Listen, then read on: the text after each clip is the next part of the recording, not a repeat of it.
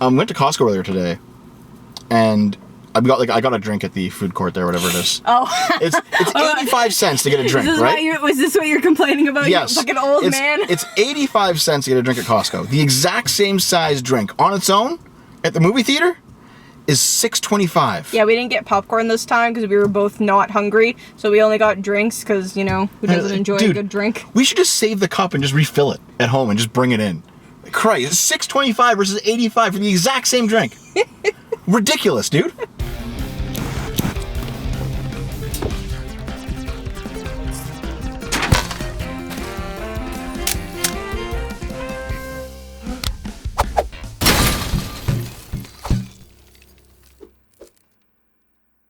So, we just saw Terminator, the original, from 1984. This is the 40th anniversary. It's from before my time.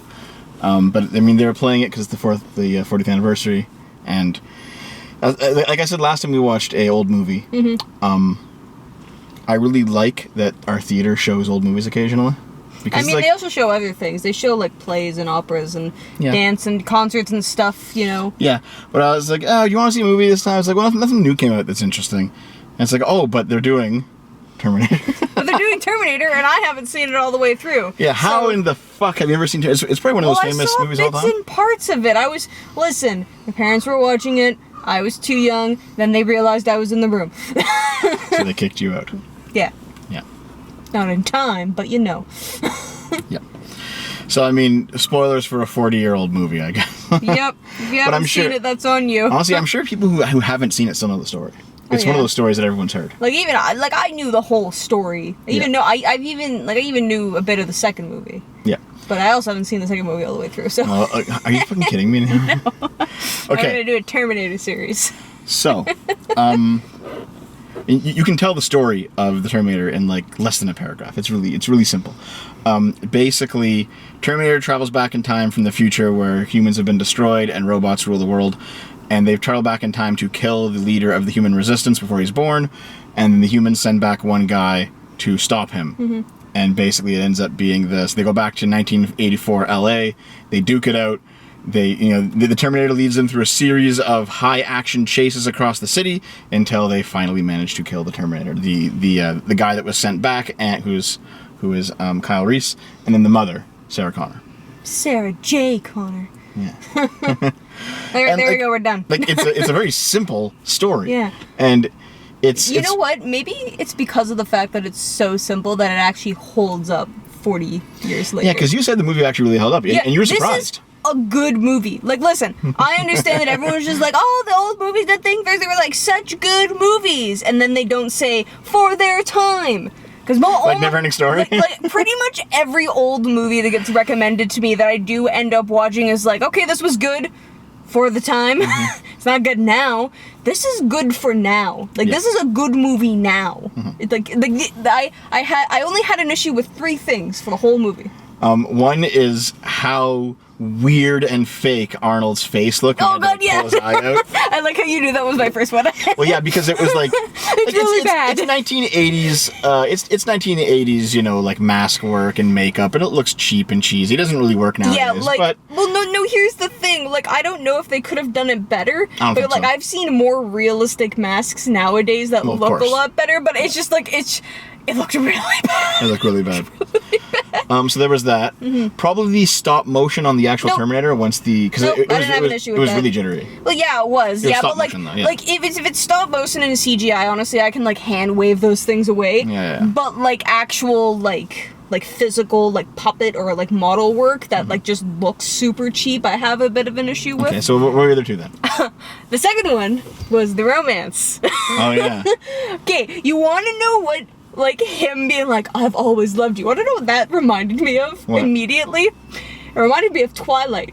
Wanna know why? Oh, yeah, it reminded me of when Jacob, in the werewolf from Twilight, imprinted on Bella's daughter Renesmee. Yeah, what a fucking name. As soon as she was born, and Jacob was like, oh, I guess I never actually loved you. I just loved your unborn egg. Yeah, it's very strange, isn't it? That is immediately what that reminded me of.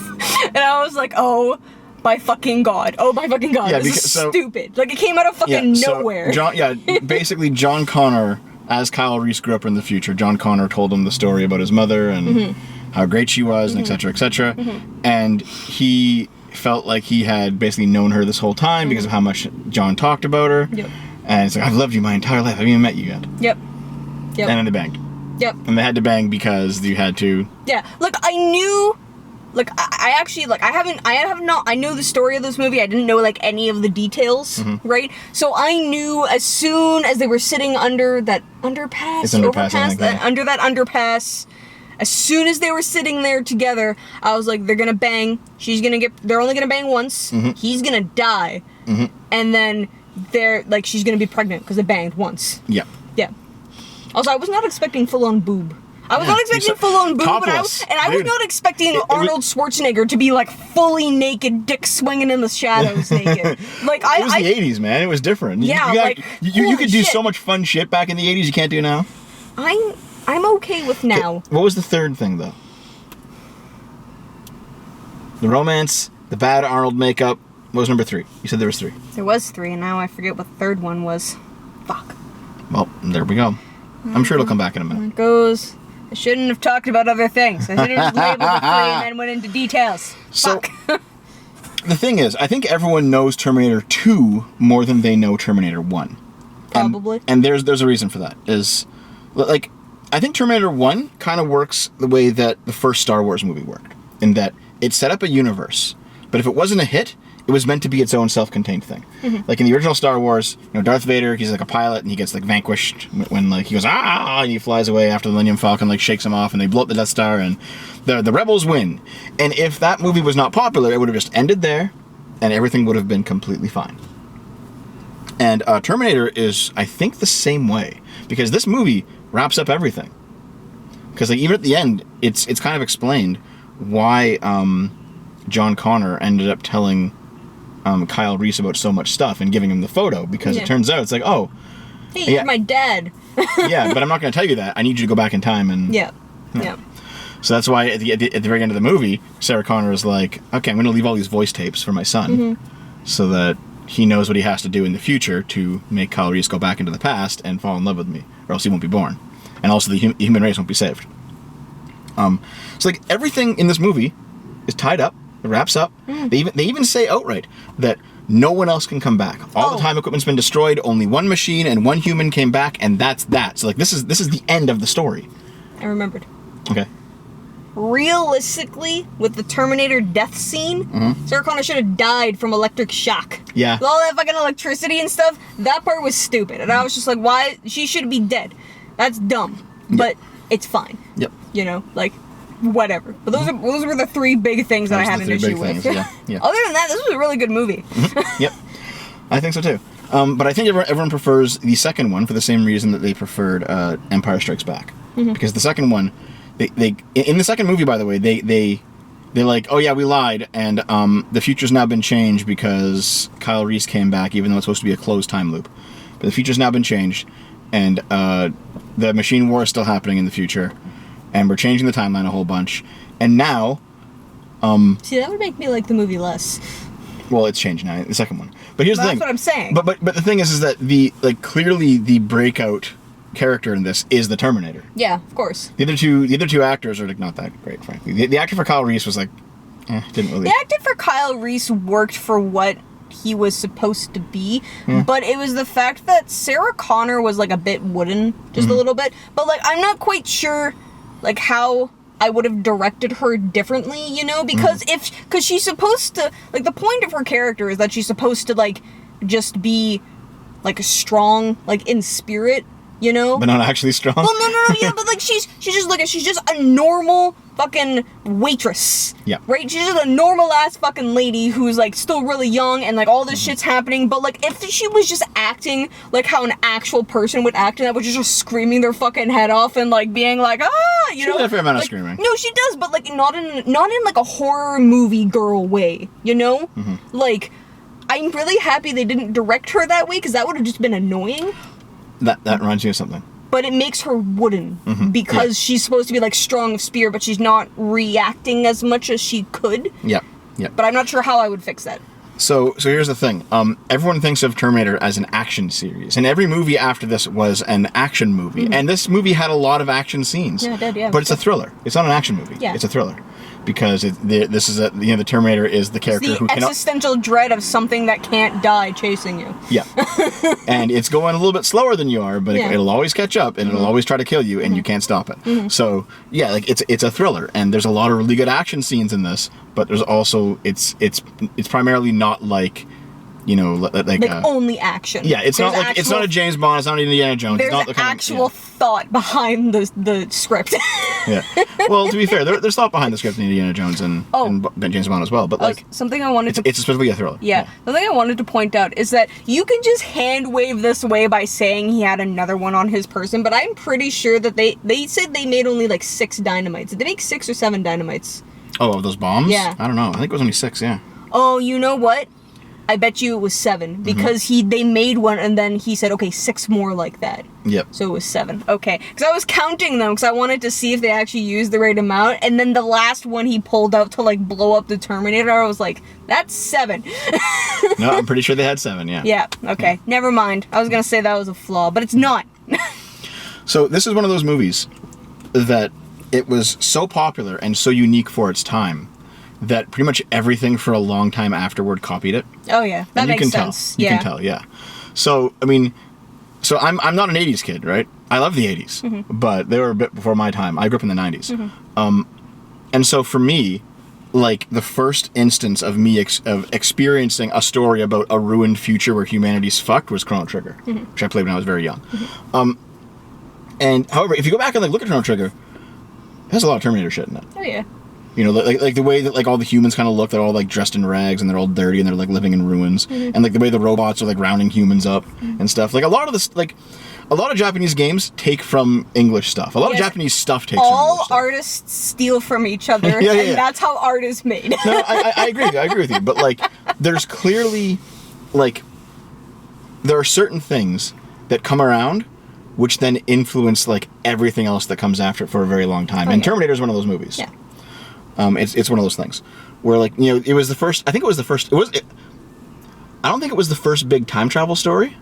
I don't remember if Back to the Future. I think Back to the Future came out at the same time. But they're being made at the same time for sure. Back to the Future and Terminator. So I guess the 80s love their time travel.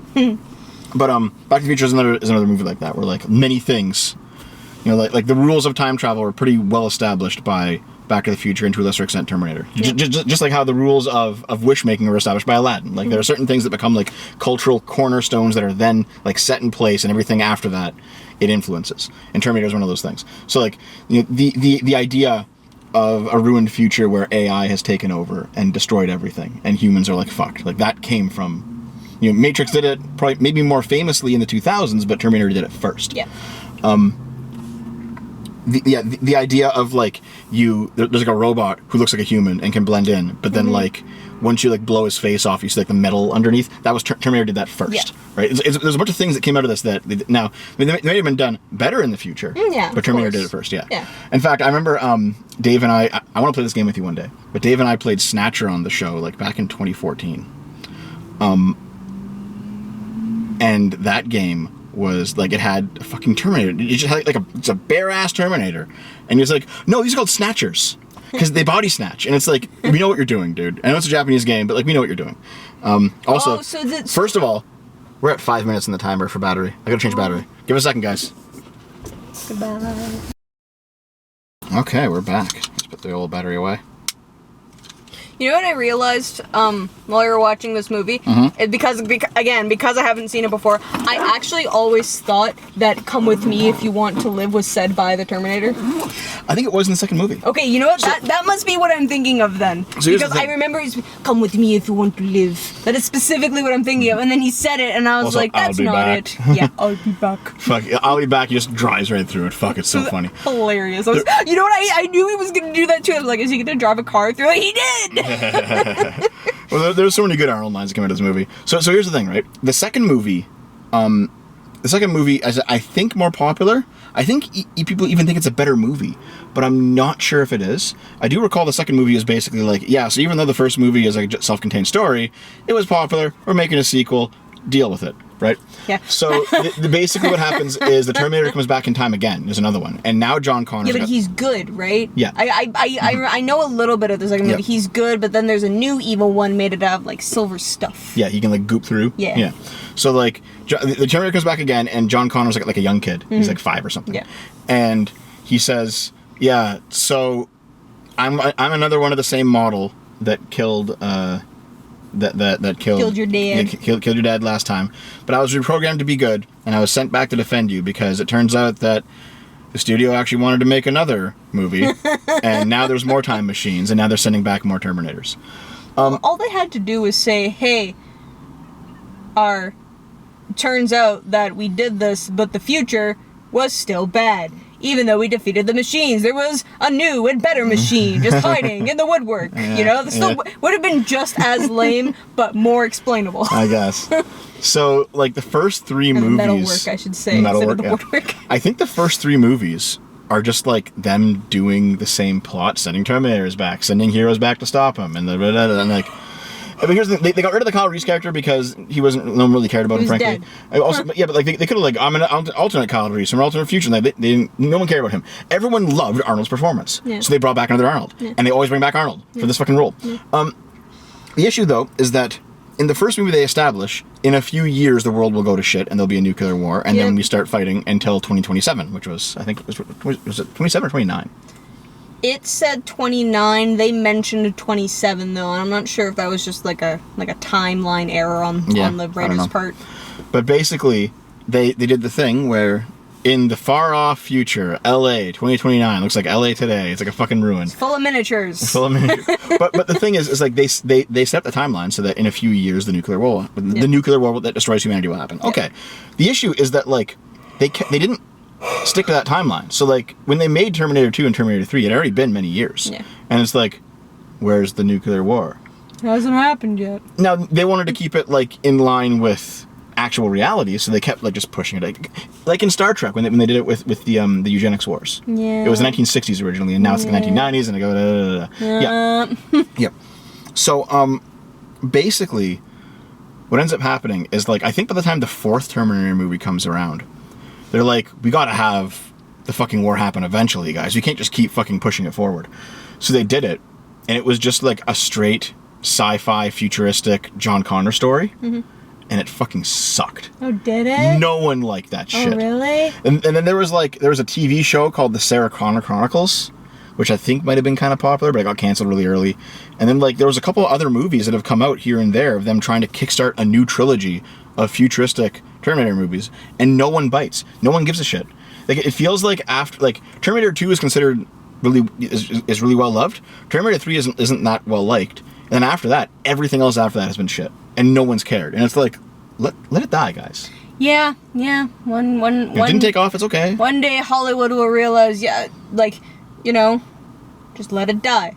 Just like all your unpaid extras, just let them die. Let them die. I guess the thing is like, if you were to actually have a real life AI takes over the world and kills humanity. You know, that would actually be a good modern retelling of this. They could remake it and like just be like, okay, it's happened in the 2020s now. They can do that, yeah. Yeah, but that's the thing. Like, I was watching the movie and I was thinking to myself, you know, you wouldn't actually have to change too much to actually like be very true to the movie and have this be a modern retelling. Yep, you could do that. Like, you just replace Skynet. You don't even have to replace Skynet. You just replace Chat GPT. You just replace the defense system with just generic AI, and you're good. And you can just have a throwaway line of there was so much debate about whether AI would take over humanity or not. Well, turns out it did. Turns out it did. No. Yeah. So, well, the thing is like if you're actually going to have in real life the AI take over, I think it would not go like this because the humans. I think it would go more like WALL-E. I don't think so. Actually, no, I think that if there was going to be like an evil, malevolent AI that wanted to destroy humanity, humanity would not stand a chance in real life. I don't think there'd be like these holdouts where like they peek their head out and they take a shot and then they go back behind. No, the machines would be like, we can see you from fucking orbit. I mean, yeah, that's like, true. The level of technology that AI would have access to does not allow for like humans to wage a guerrilla war against AI. Well, not now anyway. No, yeah. Might have back then. It still was 2027 though. Yeah.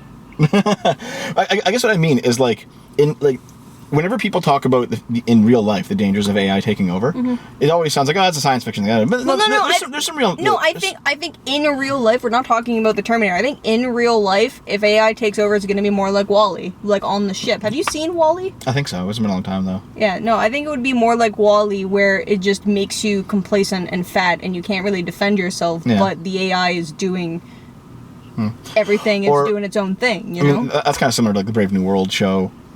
If you think about it, yes. Because like they weren't fat, but they were like hedonistic, and like their own pleasures destroyed them. You know, that sort of thing. Yeah. No, like that's all true. That's all true. I guess what I mean though is that if it was going to be like a malevolent, the AI wants to destroy humanity, just wants every single human dead. It would just nuke the entire planet, and we'd all be dead. Yeah, it wouldn't. Yeah. It would not be. No. Hard for them to do. Like, no, that's the thing, is that they would nuke and then just keep making more nukes and more nukes and more nukes and just like nuke the planet, because AI, like, machines don't need things to survive. They need rock. they need metal and like energy from the sun. They need the Earth to not be totally blown up, and they don't need the fucking. They don't need plant life or animals or humans to do it, to my knowledge. You know. You need like electricity, batteries to run things. No, just they have the solar machines. Panels? Yeah. So because there'd be that nuclear winter, so like you have to have like special made like machines that just like fly, clearing out. All the things, so they can get the sun to the solar panels. Yeah. No, there's totally ways they could do it. Yeah, I can think of it, the machines can think of it. Yeah, well, the big problem with the AI discussion is that, you know, a sufficiently intelligent supercomputer that was also self-aware would be as intelligent compared to humans as humans compared to animals. Yeah. And the amount of it's not like you'd have human holdouts who would like sit in a bunker somewhere, in a hidden bunker that the machines don't know where it is, and then the humans taking pot shots of them. That wouldn't how it would be. No, actually, let me finish my point. I've been trying to get it for three times. 3 interruptions from Naomi today. So, what it would be actually is you would have AI that is so ridiculously intelligent, they would know where all of the bunkers are, because they would do a fucking scan of the surface and they would say, where would a human hide? And then they would know to do that, because they are more than intelligent enough to model like 10,000 human brains. And it's like, oh, well, they all probably hide here, and they go there, and there they are. Like, humans are pretty predictable. We're pretty dumb. A sufficiently smart AI, if it was smart enough and like access to the ability to do things like, you know, to actually to be able to do things in the real world, not just be smart. Like a sufficiently intelligent AI that could actually manipulate the real world would have no problem destroying humanity. It's not even fucking close. No. Yep. It's the way it is. But it would probably keep some people alive so it could harvest their brains. You mean for like the Matrix? Yeah. Like, yeah, well, no, because like human brains are the best supercomputer, right? I think so. Yeah. Yeah, I think scientists said like the most efficient supercomputer. Yeah. So yeah, harvest the brains, keep them in a jar. Mm-hmm. You just have them process things. Yeah. Yeah. Yeah. Yeah. Well, that was the original plan for the Matrix. Yeah. The original plan for the Matrix was that they got that instead of using them as batteries, which is so fucking stupid. Yeah. So dumb.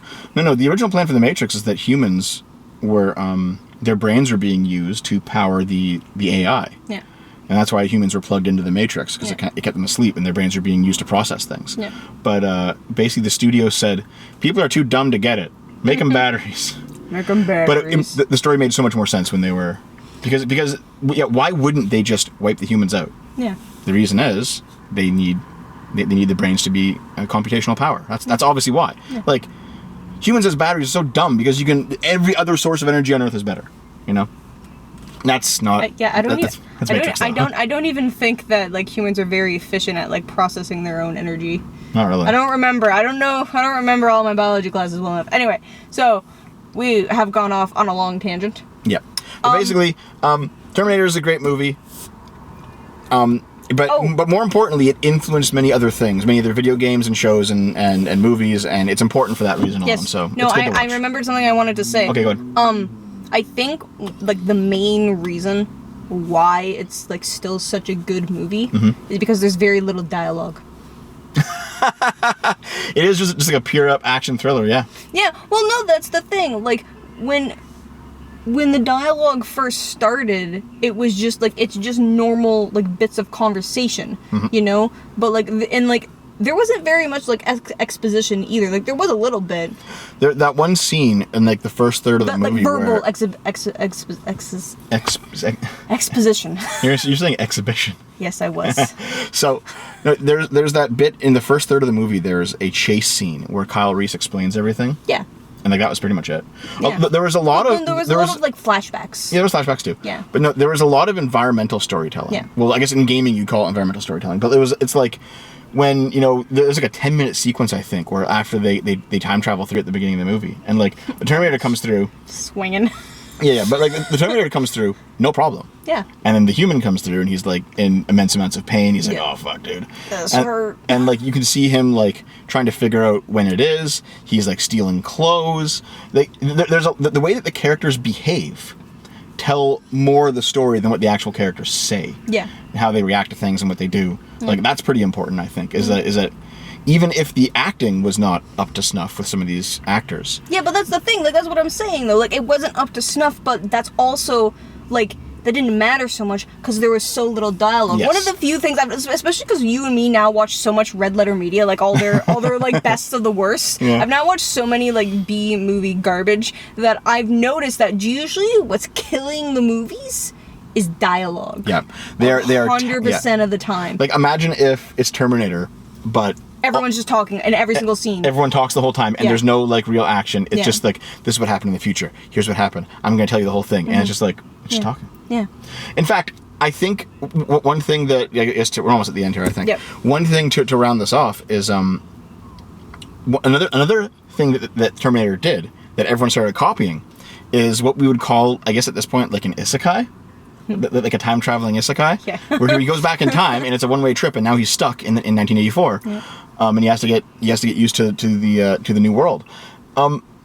However, another part of that is like a lot of the rip-off movies, they were like, oh, it's aliens, or oh, it's time travelers from the future, or oh, it's a fantasy world that bridges over. I mean, to be fair, this is a but like from the future, just can't get back. I know, but like there's a fantasy world that bridges over into our reality. But like either way, in any case, it's an alternate world that comes down to modern Earth, which is 80s or 90s usually, and it's always LA. And when it's a B movie, it's always just them running around the forest for most of the fucking movie. Yeah, well, that's all where you can shoot, right? No, there was an anime that was an isekai that slightly reminds me of this, and I can't remember what it's called. But there's like, what are they called? Transformers, but the Japanese version. Mecha? Yeah, there was mech in it. Okay, cool. It was an old one though, and I do not remember what the fuck the anime is called. It's set in Japan though. He gets hit, I think, by like a truck, gets isekai'd into. Of course, it's always a truck. Yeah, it's always a truck. He gets isekai'd into like a fantasy world, but because there's a scientist that is from Middle Earth, I think they said it's like there's mechs, and he has to. You guys hear that? Helicopter. And he has to pilot a mech because he's one of the few people that can do it because he's from Earth. Like they're actually like stealing people from Earth, and there's sirens and like small fairies and stuff. I've never heard of this. No, it's okay. It wasn't bad. I stopped watching it partway through, and I don't remember why. I have to find it again. It's fairly old though. Okay, no, I haven't even heard of it. No. That reminds me of this. Yeah. So I guess where I was going with it though is that a lot of B movies decided to let's do a Terminator type movie with none of the budget. So we'll just run around the forest for like 80% of our movie. Yeah. And it just sucks. Yeah, the problem with sci-fi stuff, you gotta have a budget. You have to have a budget, and you have to have the tech to do it. Otherwise, it's always going to be garbage. Yep. Every single time. Yep. I think that's all I have to say about this. How about you? You done? Yeah. You good? No, that dialogue thing was my last thing to say. I just am pleasantly surprised about how much I actually just enjoyed this movie. Yeah. It's good. So listen, all those times over the years when I've been like, are you fucking kidding me? Naomi? Go watch that movie. I'm right. No. Yeah. No, because many other older movies, like The Never-Ending Story, which we did a review on, you should watch. You should go back and watch that, yeah. To be fair, The Never-Ending Story wasn't garbage, it just was not as good as everyone was saying it was. Yeah, it wasn't that good. But yeah, this surprisingly held up, you know? Mm-hmm. Yeah, it did. I haven't seen it since I was a kid, so. No, it was good. Anyway. You know that. I watched it when I was like 7. 10 years after it came out. Including the boobs. Bibs.